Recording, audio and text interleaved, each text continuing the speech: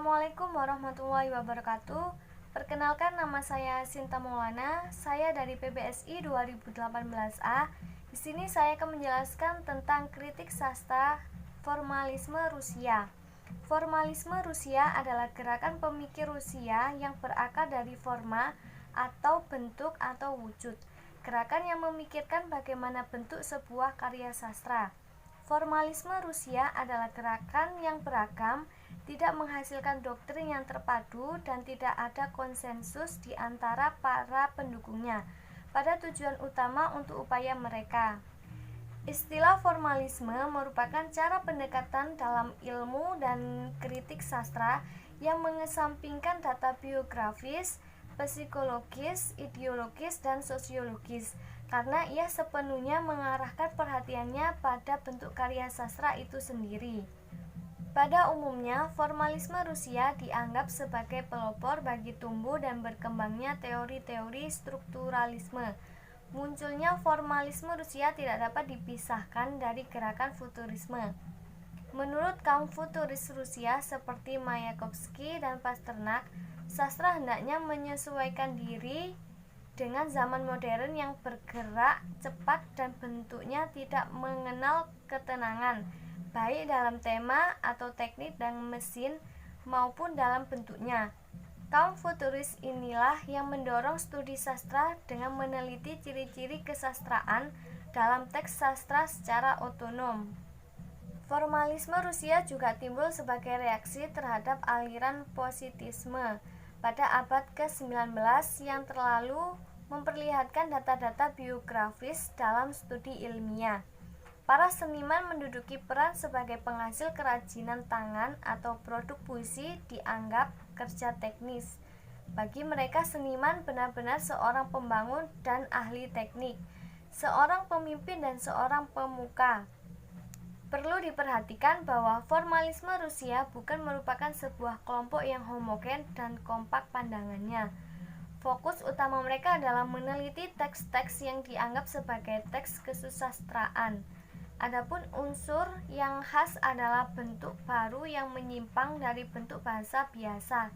Otomatis pembaca merasa heran dan asing terhadap bentuk yang menyimpang itu. Para formalis membuat sejumlah besar analisis tentang karya-karya sastra untuk merumuskan pengertian dan dalil-dalil umum mengenai karya sastra. Beberapa pokok gagasan istilah dalil utama formalisme antara lain, yaitu yang pertama, defamiliarisasi dan deotomatisasi, atau tidak pada umumnya yang dikenal atau tidak otomatis. Yang kedua, teori naratif atau struktur naratif bersifat unik dan berbeda-beda. Yang ketiga, analisis motif atau tujuan, harapan, dan makna tertentu. Yang keempat, fungsi puitik dan objek estetik. Contoh penelitian analisis karya sastra pada penelitian analisis karya sastra yang berjudul Orde Baru sebagai Landasan Fabula dalam novel Entrok karya Oki mendasari kajian formalisme Rusia oleh Alfian Rohmansyah, yaitu pada peristiwa peledakan stupa Candi Borobudur. Peristiwa lain yang digunakan sebagai landasan fabula adalah peristiwa peledakan stupa di Candi Borobudur. Peristiwa peledakan di Candi Borobudur terjadi pada tanggal 15 Januari 1985. Pelaku dari peledakan tersebut disinyalir bukanlah dari kalangan pemerintah, tetapi berasal dari umat Islam. Dalam peristiwa peledakan tersebut memang terbukti umat Islam sebagai pelakunya. Abdul Qadir Ali Al-Habsyi dan Husain Ali Al-Habsyi ditangkap beberapa saat setelah kejadian. Mereka disebut sebagai pelaku peledakan di Candi Borobudur. Abdul Qadir divonis oleh Pengadilan Negeri Malang dengan hukuman penjara 20 tahun, meski kemudian ia mendapatkan remisi setelah menjalani hukuman selama 10 tahun. Husain sendiri dihukum seumur hidup sebelum kemudian mendapat gerasi dari Presiden B.J. Habibie.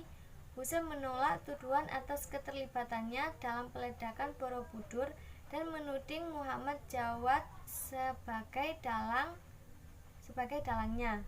Dalam persidangan, jaksa menuduh bahwa tindakan pengeboman terhadap Candi Borobudur tersebut merupakan aksi balas dendam Abdul Qadir dan kawan-kawan terhadap peristiwa Tanjung Priok yang menewaskan puluhan nyawa umat Islam.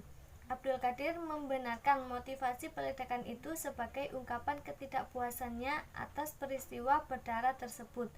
Namun keterangan itu sempat diragukan karena Ibrahim, orang yang disebut Husain sebagai dalangnya, tidak pernah dapat ditemukan oleh aparat bahkan hingga kini. Jadi, pada kajian formalisme Rusia yang diterapkan dalam penelitian ini ternyata dapat digunakan untuk menyusuri fakta yang digunakan sebagai landasan fabula untuk membangun juset dari sebuah novel. Fakta-fakta diolah oleh pengarang sehingga menjadi sebuah juset yang telah melalui defamiliarisasi dalam novel Entrok karya Oki Mandarsari. Fakta-fakta yang berupa peristiwa pada masa Orde Baru digunakan sebagai landasan fabula yang kemudian diolah menjadi defamiliarisasi menjadi juset.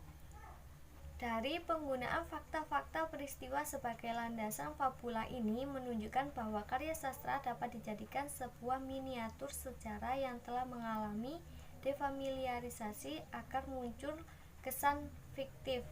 Padahal dalam karya sastra tersebut mengandung fakta-fakta sejarah, sebagaimana terlihat dari fakta-fakta peristiwa yang terjadi selama masa Orde Baru, diungkapkan dalam novel melalui fabula yang didefamiliarisasikan menjadi juset sehingga pembaca seakan ikut dalam peristiwa yang disajikan oleh pengarang.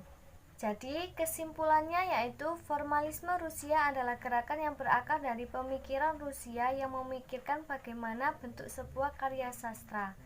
Formalisme juga mengesampingkan data biografis, psikologis, dan sosiologis. Kaum futuris seperti Mayakovsky dan Pasternak mendorong studi sastra dengan meneliti ciri-ciri kesastraan dalam teks sastra secara otonom.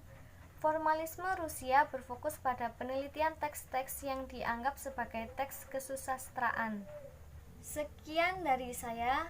Wassalamualaikum warahmatullahi wabarakatuh.